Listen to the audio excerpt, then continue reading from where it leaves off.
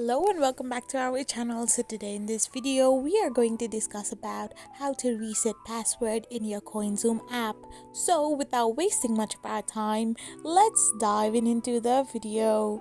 So first and foremost, all you need to do is simply tap open your Coinzoom app, and once you open it you will end up in this kind of interface where all you need to do is simply tap on the forgot password option. Once you tap on it, you need to now enter your email address and hit on the get OTP email. Once you do so, you will receive an OTP in your email address. So simply paste the OTP you got in your email and then you will get access to this interface. Now simply type in a new password and hit the reset button and reconfirm the password by retyping it again and hit the reset button again.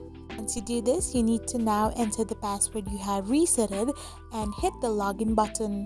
After you do this, you will end up getting logged into your account back, and in this way you can reset your password on your Coinzoom app.